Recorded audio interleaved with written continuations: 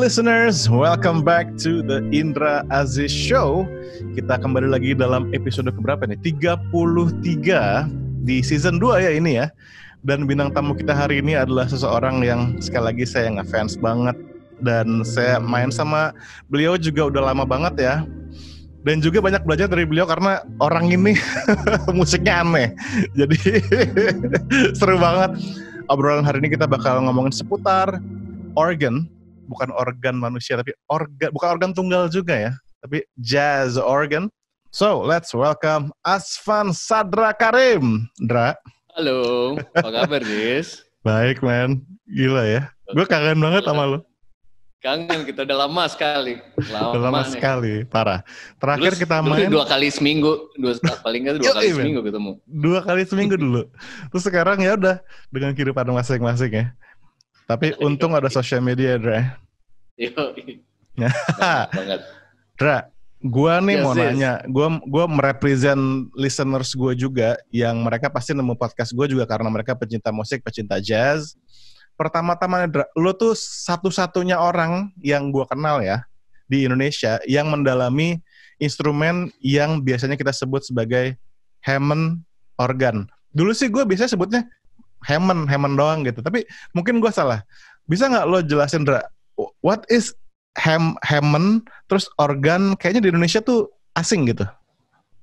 Oke, jadi sebenarnya semua berawal dari organ kan. Organ itu sendiri, kayak kita tahu organ zaman dulu tuh sumber suaranya kan sebenarnya dari udara ya, dari angin. Pipe organ segala macam, terus ada organ pipa segala macam, semuanya sebenarnya ialah udara yang melalui beberapa tabung lah, beberapa pipa atau beberapa alat yang bikin itu keluar suaranya. Jadi organ itu sendiri yang paling terkenal mungkin biasa disebut church organ ya. Bahkan sebenarnya alat musik yang ditiup ada di Cina namanya mouth organ. Ada juga yang banyak pipanya gitu. Ada namanya mouth organ, itu juga ada mouth organ. Jadi sebenarnya istilah organ itu alat musik sendiri. Itu tuh alat musik. Organ tuh alat musik yang hasil suaranya tuh sebenarnya dari pipa-pipa itu. Oke. Kalau nggak salah ada yang bilang yang pertama kali nemuin sebenarnya dari Arab, dibeli patennya sama Inggris zaman dulu, zamannya masih Salahuddin apa zaman Damaskus gitu-gitu yang di filmnya. Iya. Cuman pada akhirnya semua orang pingin pada akhirnya itu jadi instrumen yang dipakai di gereja, salah satu yang dipakai di gereja untuk mereka berdoa. Pada zaman itu. Dan akhirnya banyak musik yang diproduksi sama komposer-komposer itu yang spesialis untuk pipe organ, Bach segala macam itu. Pokoknya semuanya ada. Ya kan? Berarti di era itu sebetulnya udah ada pipe organ ya, Dra? Udah ada. Kan ada organ, terus kayaknya sih udah ya, mudah-mudahan gue gak salah. Soalnya gue kayaknya sempat mau belajar yang Bach buat organ. Terus ya kan lah kayak lagu kayak Peace ya. Ya kan itu kan. Nice. Iya. Habis itu ada satu orang tukang jam. Namanya Lawrence Hammond. Lawrence Hammond. Dia tuh nggak ada hubungannya sama musik sebenarnya. Cuman kalau menurut gua dia lagi kerja sama jam-jamnya dia kerjaannya dia tuh inventor. Tahu kan zaman dulu ada orang yang kerjaannya inventor aja. Sorry. Jadi orang ini bukan musisi, Dra? Bukan. Namanya Lawrence Hammond itu. Dia tuh seorang tukang jam atau ahli servis jam, dia bikin jam.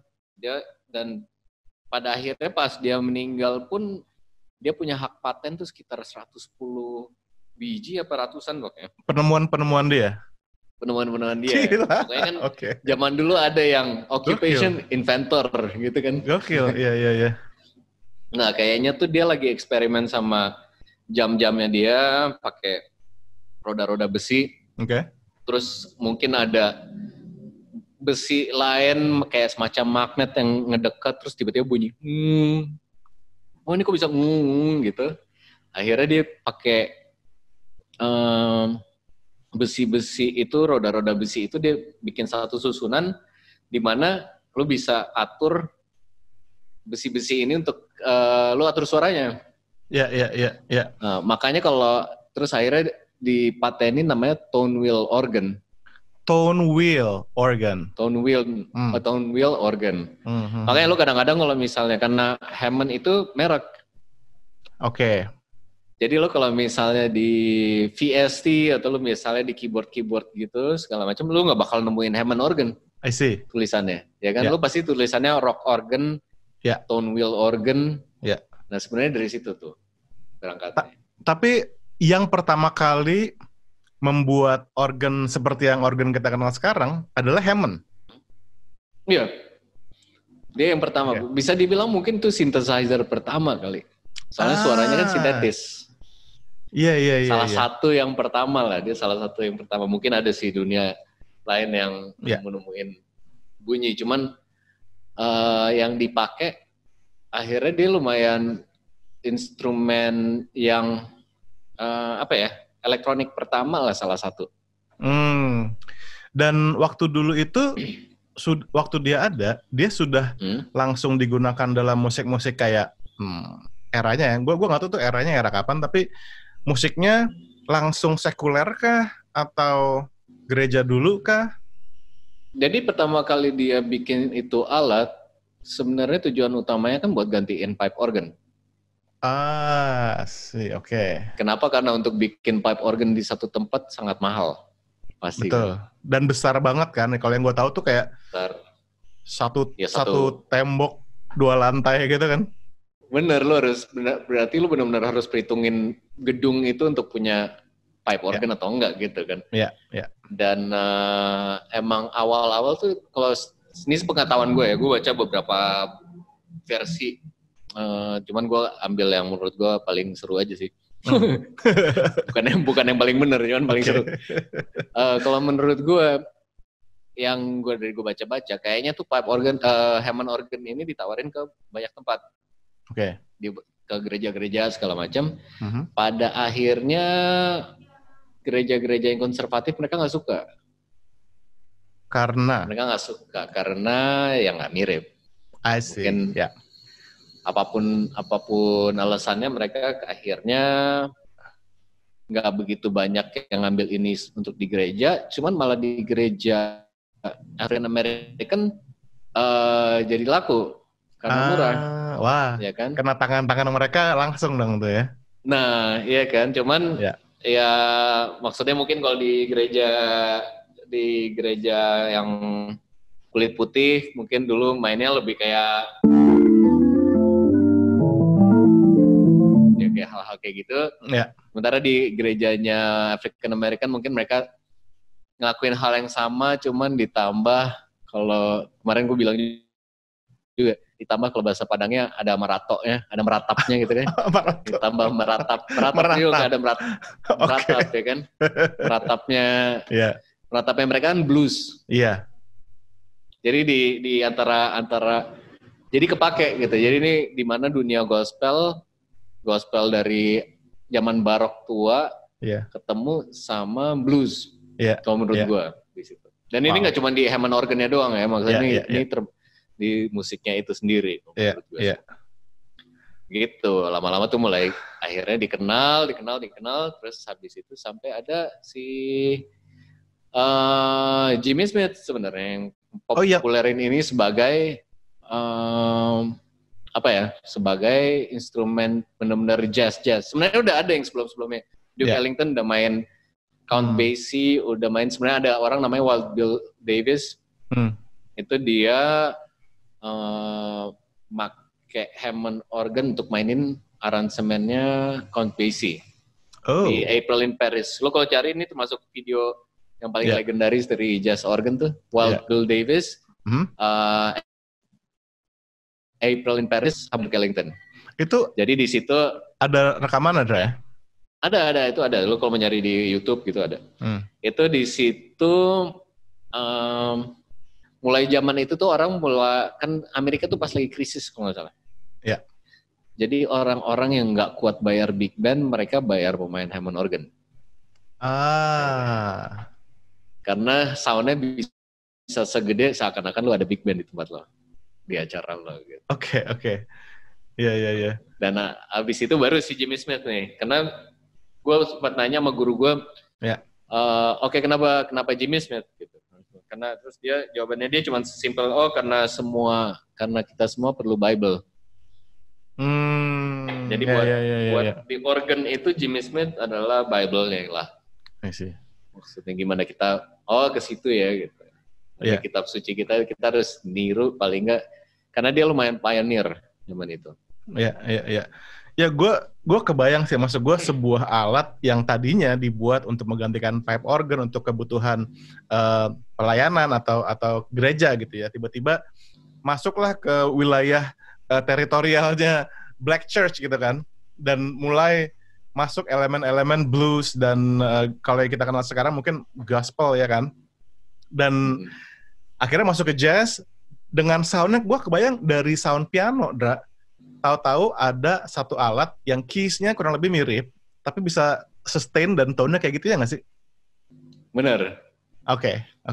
Dan mereka pasti interpretasi sendiri kan, apa ya? Kayaknya mereka akhirnya develop their own sound kan? Pasti. Soalnya belum ada yang main gospel pakai Hammond organ juga zaman itu. Oke. Ada beberapa hal yang menurut gua khas banget hanya ada di style organ playing ya. Mungkin tolong koreksi gua kalau salah. Salah satunya adalah megang bass di tangan kiri. Itu apakah eksklusif untuk organ aja? Atau itu sebetulnya di piano atau di Rhodes gitu? Ada? Sebenarnya zaman sekarang nggak ada sih ya, eksklusif.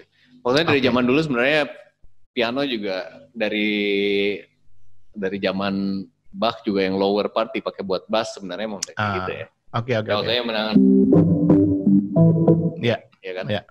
Sebenarnya di organ itu bisa lebih versatile karena sebenarnya ngambil bass kaki. Karena itu berarti ya. Ya kan, kakinya sebenarnya jadi kalau misalnya ini ada kan, jadi gue bisa tangan kiri gue main chord.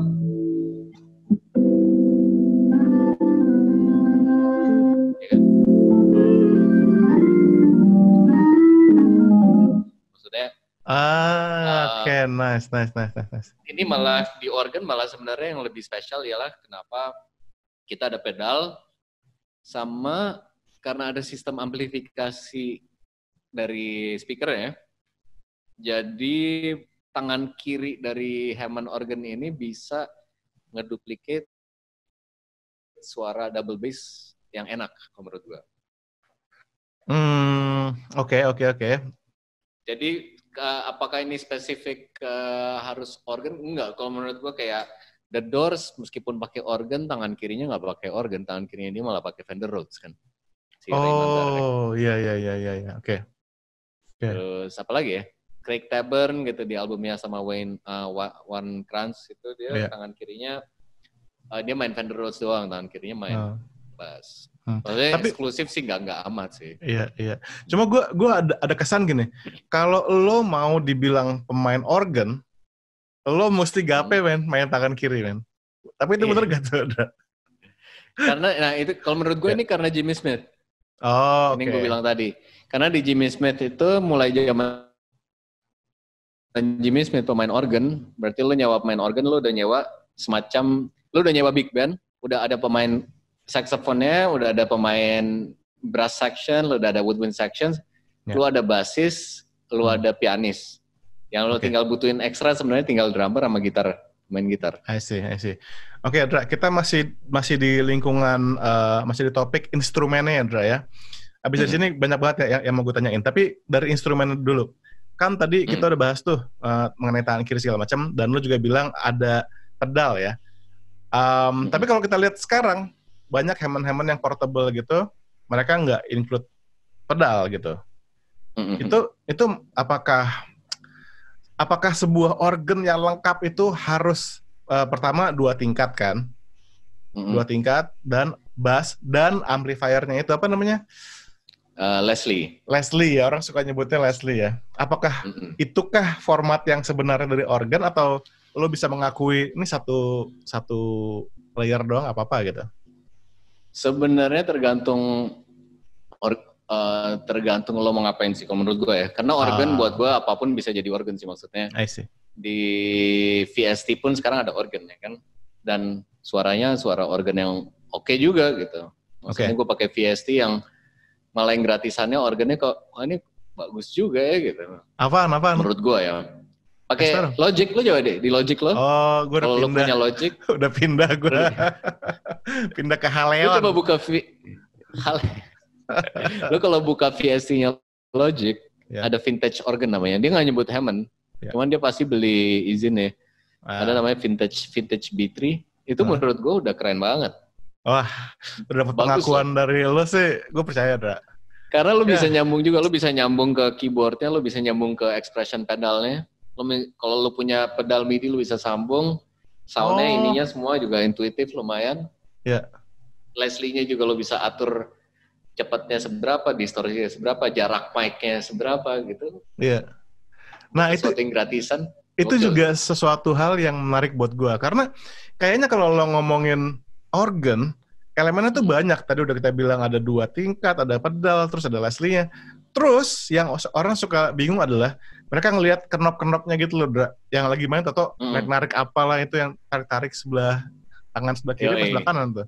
Itu apaan, Dra? Itu jadi kan seperti yang kita bilang tadi ya, yang kita ngobrolin tadi kalau ini kan niru pipe organ ya. Ya. Sebenarnya pipe organ kan juga ada namanya the stops, ada stopsnya kan. Oh, oke. Kan juga itu kan sebenarnya untuk buka tutup pipa yang mana. Yang lo mau buka. Ya. Terus pipa yang mana lo mau bukanya seberapa kencang, seberapa pelan. Ya. Sebenarnya kan. Nah, ini sebenarnya sistem ini sama. Jadi kalau misalnya nah, ini kelihatan nih. Buat teman-teman yang dengerin di Spotify, denger aja audionya ya. Tapi yang nonton YouTube bisa kelihatan nih. Jadi ada beberapa sound nih, misalnya gue pencet C nih. Ini gak ada bunyinya karena gak ada yang gue buka. Ini gue buka, ada 9 rubber. Ini melambangkan 9 pipe. Ini bunyinya satu-satu gue buka. Ya. Oke.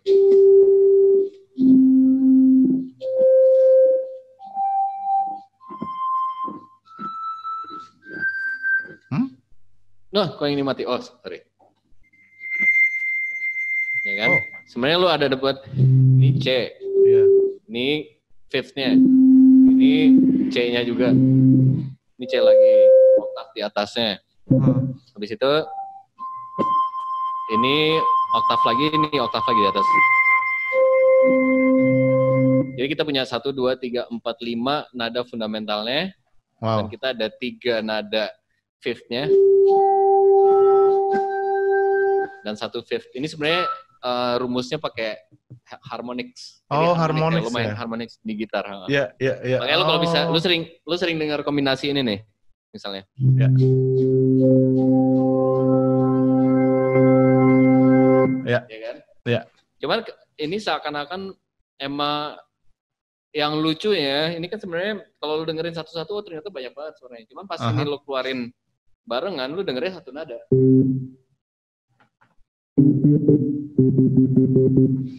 Dia udah jadi spektrum ya, maksud gue spektrum yang menjadi satu gitu ya. Bener. Ini lu nggak kepikiran lo, oh iya ini ada fifth-nya nih dalam sini nih. Iya. Ya kan? Atau ini ada ini ada third-nya, lu nggak begitu kedengeran sebenarnya. Iya. Kalau lu keluarin semua. Iya. Makanya tone-nya tuh rich banget ya, Dra ya.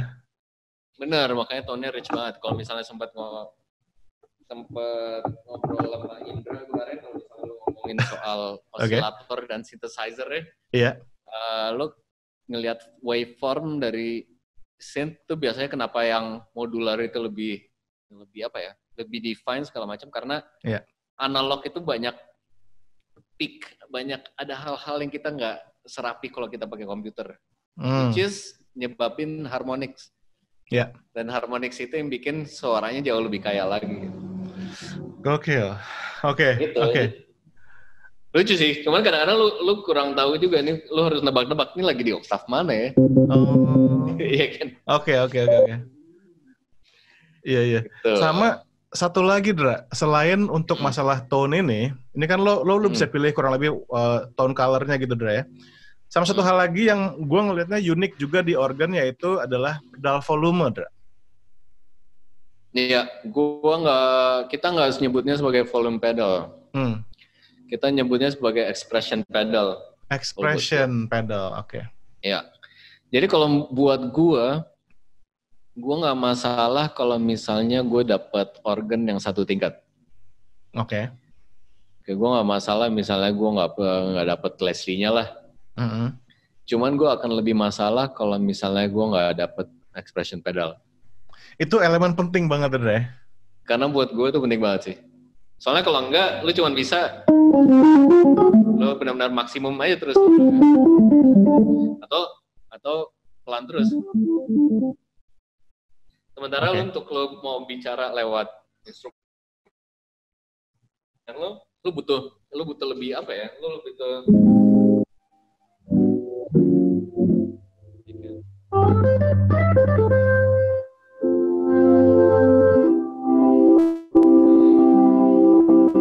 misalnya maksudnya lu butuh yang benar-benar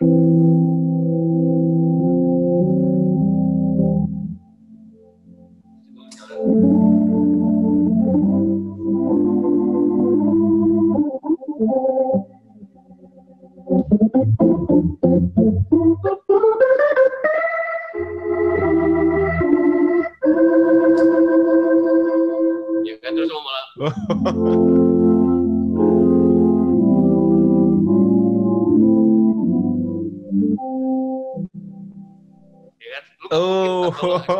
Iya. Oh yes. Iya, itu benar-benar yang benar-benar set the organ apart from other instruments, gue rasa. Expression pedal dan tone-nya yang kaya banget. Kayaknya instrumen yang lain nggak ada yang bisa punya itu gitu. Benar. Kalau lo sendiri, Dra ya, sekarang gue mau nanya lo-nya nih sebagai orang yang mendalami alat ini gitu. Maksud gue, lo berangkat sebagai seorang pianis. Lalu kenapa ini lo menganggap diri lo pindah atau memperlebar sayap nih, Dra? Gue menganggap, jadi gini, dulu nyokap gue suka ngasih nasihat. Dia bilang, mendingan jadi kepala semut daripada jadi buntut gajah. Dia bilang gitu. Dari apapun ya, maksudnya gue gak ngomongin soal musik, dia gak nasihatin gue soal musik. Cuman selain gue amazed sama sound dari Hammond organ ini, dan kedua gue ngelihat langkahnya, cuman efeknya gede. Maksudnya buat gue nih instrumen ini ada banyak, gue kena banget sama instrumen ini gitu. I see. Dan kayaknya rekaman gue pertama kali lakuin dulu sama Nikita, gue kayaknya kita waktu itu umur 16 tahun apa ya. Gue waktu itu solo-solo gitu di lagunya. Dan gue juga gak tahu kalau itu namanya Hammond organ zaman dulu gitu. Gue tahu gue suka ini. Terus abis itu gue ngerasa di saat itu di Jakarta ya, yang main piano banyak banget, yang jago banget. Waktu itu kita ada siapa sih waktu itu yang bareng-bareng sama kita aja ya. Waktu itu ada Ramadhani, ada Joy Marantika, ada Ali, ada Aga, Sri Anuraga pastinya. Dan banyak banget yang udah sampai ke level bagus buat gue gitu. Terus bukan yang gue mau nyerah, cuman buat gue kenapa nggak ada yang mau ngambil ini ya, kenapa nggak ada yang mau explore ini ya? Oh ternyata karena instrumennya nggak ada. Oh ternyata karena di Indonesia lu nggak tahu mau belajar sama siapa gitu.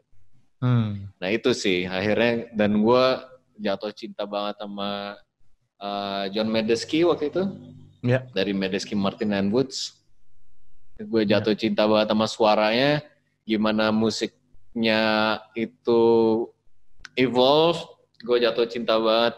Gimana lo kedengeran funky banget sebenarnya, lo benar-benar itu funk, benar-benar yang groovy banget ya. Dan lo groovy banget sih, dan karena gue bukan orang yang gede sama musik pop, let's say. Gue nggak begitu. Gue awal gue bukan pecinta musik pop sebenarnya.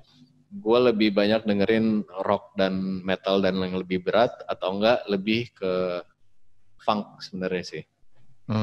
Jadi pas gue denger ini, gue denger sesuatu yang agresifnya dan kerasnya sama kayak musik rock, cuman di ranah yang beda.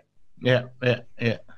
Ya kan, lo ekspresif juga, lo bener-bener, gue kasih lihat marah lo segala macam, lo kasih lihat seneng lo, cuman lo nggak harus, lo bisa pakai instrumen yang lo suka, atau yang lo kuasain lah, atau yang nyokap lo bikin lo belajar waktu itu. Iya. Nah, dari situ gue mulai explore, gue nyari sekolah di situ. Ya maksud gue lo sampai sekolah gitu, berarti kan bukan sekedar belajar doang, tapi lo actually studi. Dalam pengertian studi gitu loh, segitunya gitu. Berarti kan lo memang bener cinta banget sama nih alat sampai lo bisa invest waktu lo dan hidup lo buat alat ini. Tapi sekarang ini lo masih pianis bukan, Dra? Gue masih lah, gue masih main piano di banyak situasi lah, let's say. I see. Dan gue masih mulai latihan lagi. Tapi tentu ini dua hal yang klasik. Berbeda dong, maksud gue secara teknik pastinya beda banget ya. Secara touch aja udah beda banget pastinya. Beda, dan cuman karena lo fokus sama yang satu bikin yang lain jelek nggak sih? Oke. Sih. Kalau misalnya nih listeners gue pengen denger lo main, rekaman lo bisa kita temuin di mana, Dra? Atau video-video lo gitu? Kayaknya YouTube ada sih beberapa. Gue sejujurnya gue termasuk angkatan generasi lo yang kita nggak begitu bagus dalam mendokumentasikan betul banget kita sendiri. Iya nggak sih? Lo tanya. Patut disesali itu. Oke.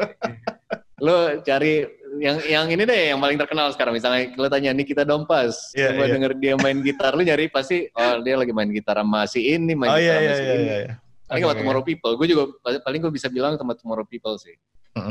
Oke, Tomorrow People berarti organ banget. Tomorrow atau enggak ada beberapa video gue pas gue masih sekolah di Belanda, paling gue main organ banyak tuh. Oke. Nanti mungkin gue boleh minta linknya kali buat gue masukin klip-klipnya di podcast ini ya. Boleh dong. Oke, Dra, sekarang gue mau masuk ke style ya, Dra. Kan tadi lo bilang mungkin orang pertama yang mempopulerkan organ as a jazz instrument khususnya. Tapi waktu itu apakah bebop kah? Atau lebih ke swing eranya Jimmy Smith kan? Kalau Jimmy Smith dulu orang-orang, maksudnya dia terkenal sama style-style yang di orang-orang pada tahu stylenya dia.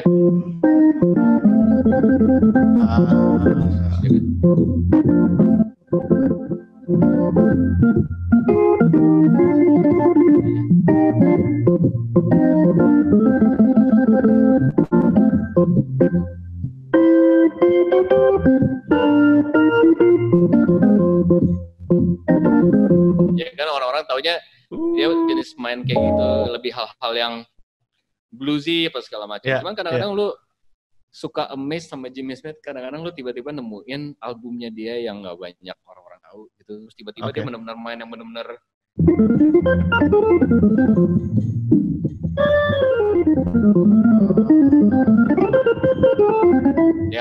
kayak gitu. Lu nonton ada di YouTube tuh ada dia mainin The Sermon, judul lagu ya. Itu video dia tahun 64 kalau nggak salah. Di situ dia sih gila banget sih. Gua sampai yang kayak gokil ya, Jimmy Smith bisa main kayak gitu, kita nggak tahu. Soalnya kadang-kadang kita cuma terbatas, kita tahu dia main hal yang sama di blues apa yang yang gitu-gitu doang. Cuman enggak gitu. Udah gitu ada lagi namanya Jimmy McGriff yang gue juga taunya dia cuma main blues yang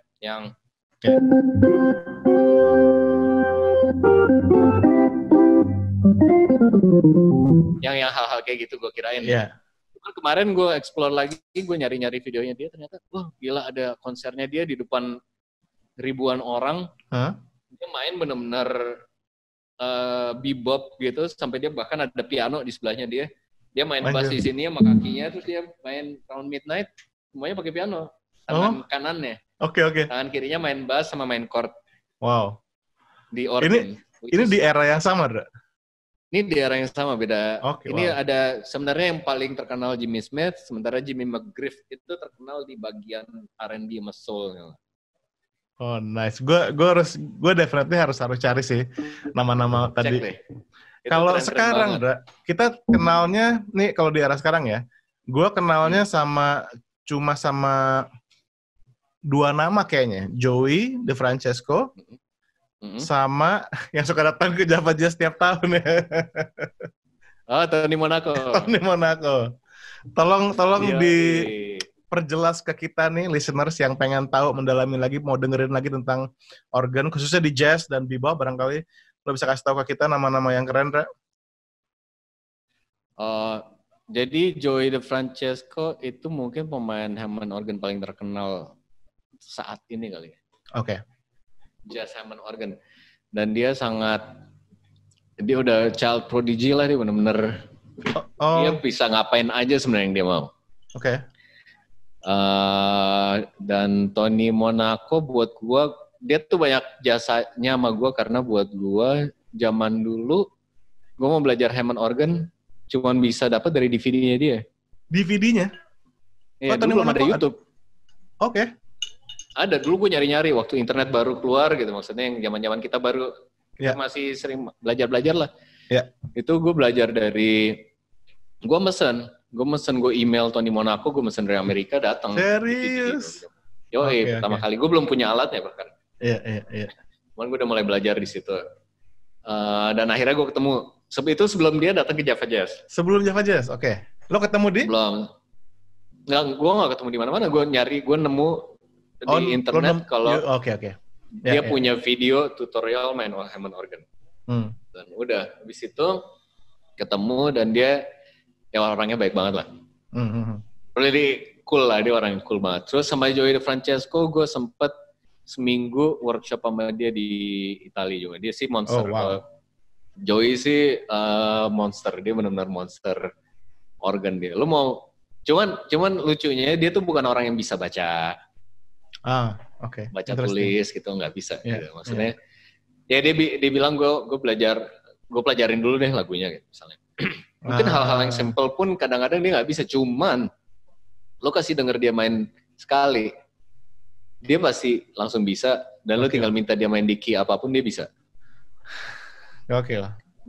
Ini satu hal yang mungkin kita harus juga aware. Kadang-kadang kita yang udah mulai belajar, kita suka nyela-nyelain orang yang nggak bisa baca. Macamnya. Betul.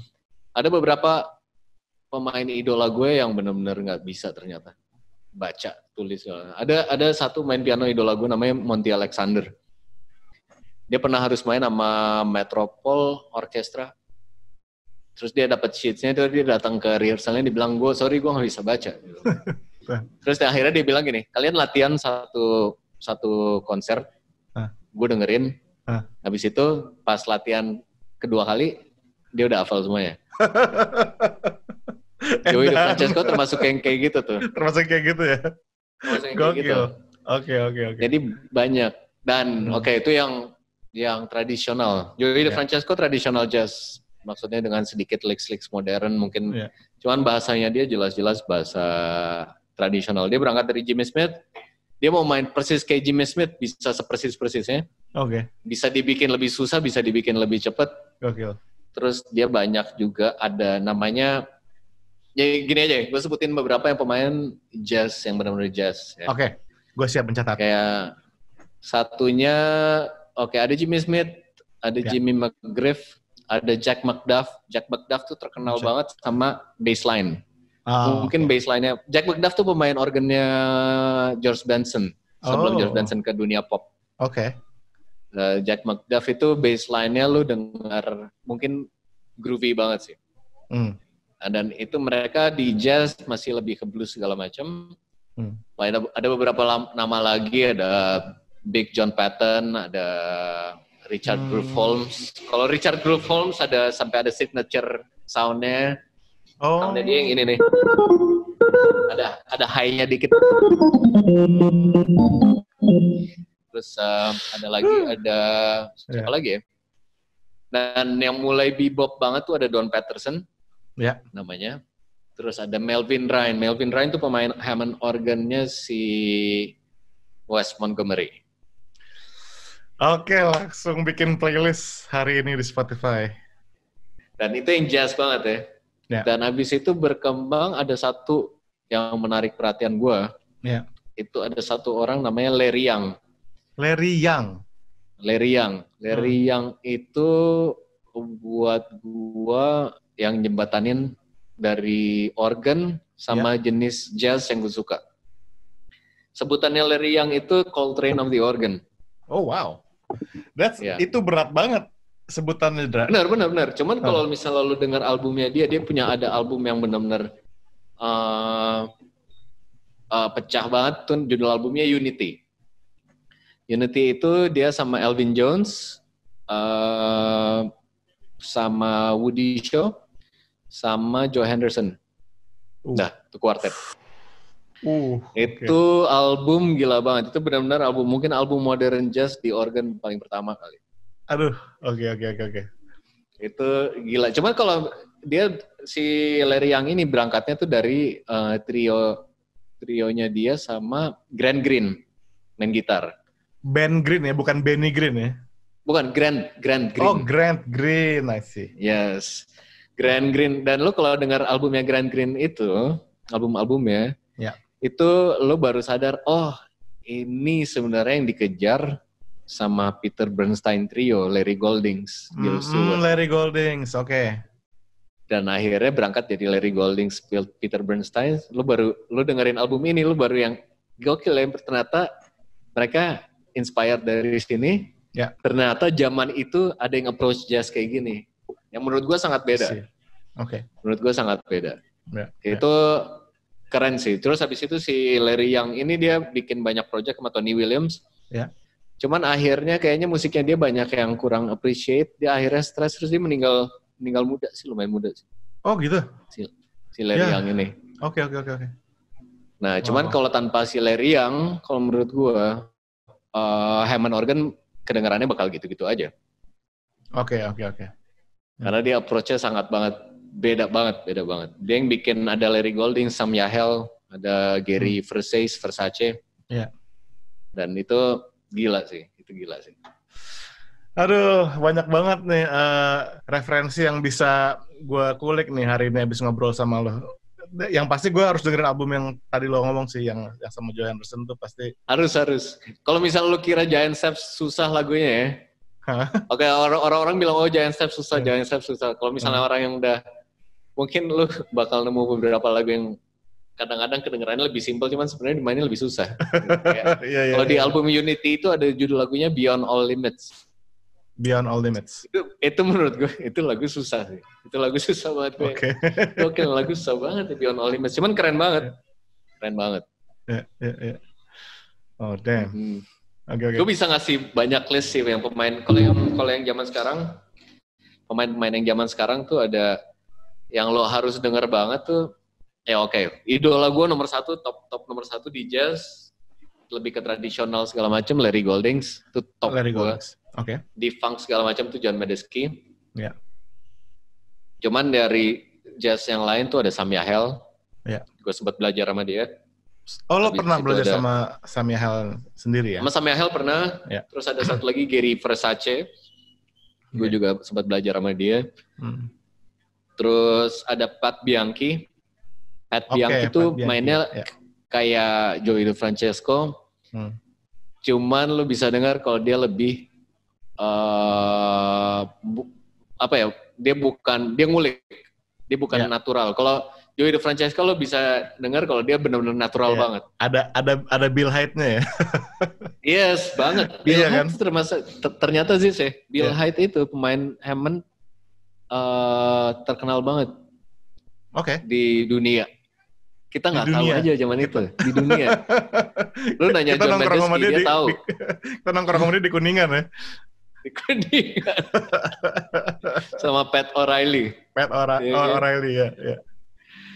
Iya, ternyata dia tuh legend Hammond organ legend juga sih, Bill Hyde. I see. Surprisingly, kita nggak tahu aja zaman itu tuh. Aduh, Dan dia termasuk yang nggak bisa baca, nggak tahu teori kan? Nah ini maksud gue pengen banget ngebahas ini, bisa jadi satu podcast sendiri nih mengenai musisi dan musicianship yang istilahnya mungkin kalau kasarnya buta huruf gitu udah ya. Yes. Itu seru banget, itu bisa banget tuh. Kita udah banyak bahas tadi masalah instrumennya sendiri, masalah style, sama beberapa nama-nama yang gue sendiri baru denger. Dan gue bakal kulik abis ini langsung gue bakal buka Spotify, bikin playlist. Mungkin nanti gue share juga di Twitter atau di sosial media playlistnya. Cuman sekarang gue pengen masuk ke sini, Dra. Gue yakin banyak pendengar yang lagi dengerin sekarang tertarik pengen tahu atau pengen mendalami ya. Itu mulai dari mana? Katakanlah pertama alat susah banget di Indonesia, nyari alat di mana gitu kan. Kedua resource ya, guru organ siapa gitu di sini kayaknya nggak ada gitu. Gimana lo, advice lo apa buat mereka nih? Kalau tertarik sama organ, lo bisa lakuin apa yang gue lakuin sih maksudnya dari dulu. Gue benar-benar gue ngejar kemana-mana sih. Dulu gue sampai dapat album Hammond organ, kita tuh nggak begitu banyak dulu sih, gue ingat banget. Tahu nggak, gue akhirnya dapet yang benar-benar otentik album Hammond organ, gue udah nggak tahu lagi namanya siapa. Gue pesen dari satu negara namanya New Caledonia. Oke. Kayaknya di daerah-daerah bawah deket hampir nyampe ke Hawaii dari New Zealand gitu. Kayaknya ada negara namanya New Caledonia. Gue sampai mesen CD dari situ untuk dapetin gimana sih suara organ nggak. Nunggunya 3 bulan, pas nyampe cuman ada 2-3 lagu yang lo suka. Cuman tetap waktu itu maksudnya gue effort banget sih. Kita nggak ada YouTube, kita nggak ada alat nggak ada banget. Gue sampai ke rumahnya Om Najib di Cinere. Om Najib, ya. Om Najib, gue sampai nyoba ke sana, cuman buat nyoba doang. Iya. Terus sampai, jadi benar-benar apapun gue coba waktu itu untuk dapetin akses ke organnya itu sendiri. Iya. Wow. Gue sampai pas gue nyampe, pas gue nyampe ke Belanda pun ya, pas gue nyampe ke Belanda, terus guru gue ngasih, gue dengar kelas pertama gue sama Hammond organ. Iya. Terus gue duduk situ, terus gue bilang, ini pertama kali gue megang Hammond organ. Damn, rasanya kayak apa tuh, Dra, dulu? Makanya gue pertama kali, ingat gak lah sensasinya? Ternyata nih kayak gini. Ingat, gue ingat megang banget. Jari lo di... Iya, nyalainnya, karena nyalainnya kan gak gampang. Nyalainnya lu ada starternya dulu. Ya ampun. Ada yang ini dulu. Terus itu lu nunggu, speakernya nyala gak nih? Speakernya nyala, udah nyala, ya udah mulai. Rotornya dipanasin. Ya, sebenarnya kan ada gitu kan. Waktu itu habis gue main-main bentar, terus gue bilang sama guru gue, ini gue pertama kali main sih seumur hidup, gue bilang gitu. Gokil. Iya, maksudnya zaman sekarang jauh lebih gampang. Zaman sekarang lu clone-nya juga udah banyak. VSC-nya juga udah sangat keren. Yeah. Yang tadi gue bilang kalau lo pada pakai Logic, lo ada di situ namanya Vintage B3 gitu ya. Lo bisa atur di situ lo mau split di mana organnya. Lo bisa atur pakai expression pedal yang gue bilang tadi. Lo beli yang merek Boss, mau beli Roland, Yamaha, lo bisa pasang. Itu bisa banget dan gampang. Tuh gak ada alasan untuk nggak dapet kalau zaman sekarang. Kalau zaman dulu benar-benar nggak ada. Zaman sekarang lu bisa kemana aja. Untuk katakanlah orang ini nggak punya akses ke organ, Andra ya.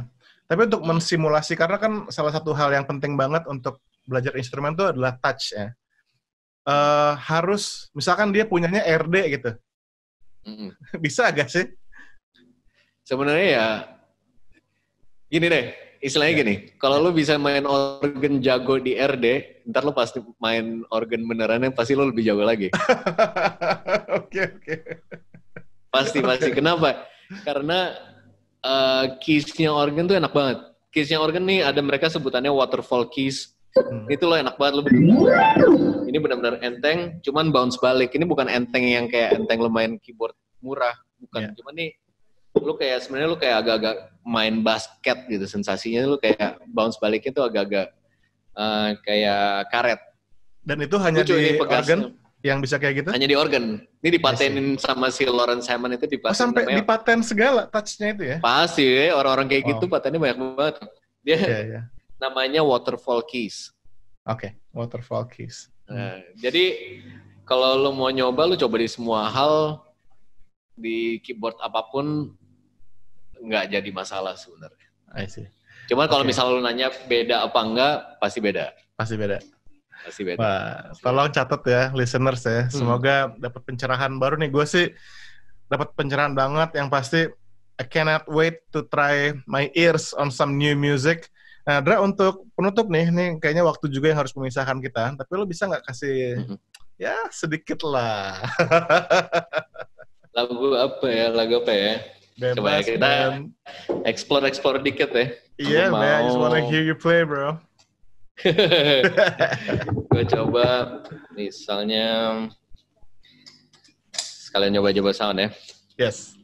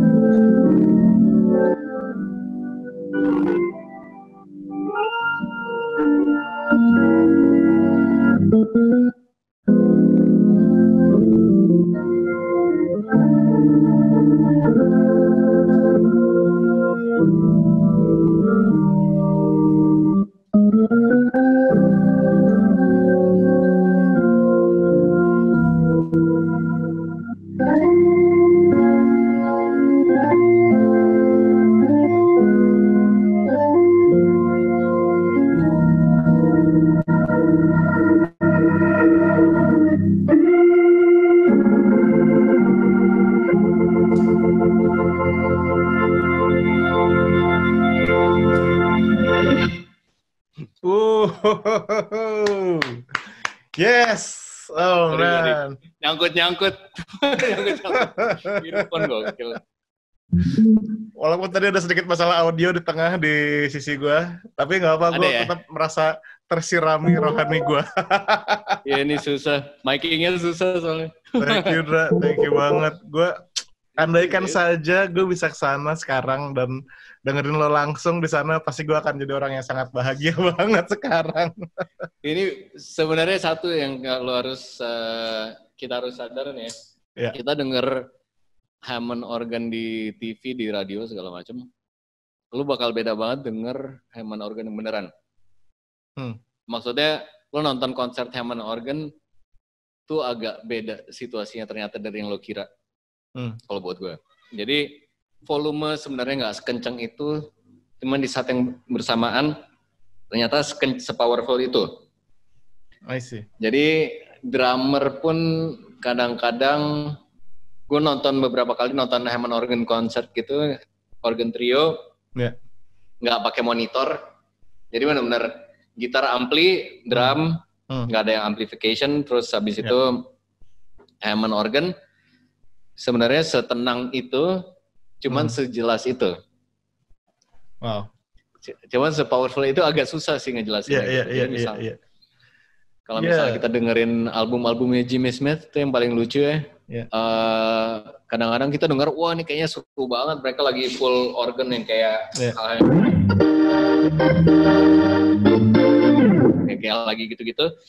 Cuman ternyata pas lo sadar si sound engineer-nya itu, gue tiba-tiba lupa ya. Itu lumayan legendaris. Mereka rekaman di satu ruangan. Ternyata. Oke. Jadi sebenarnya volumenya nggak segitu gedenya. Cuma mereka main dengan intensitas segitu tingginya. Iya. Tanpa harus kenceng. Jadi mungkin kita bisa banyak belajar dari situ sih. Iya. Ini udah ngomongin vibrasi, vibes-nya udah beda ya, Dra?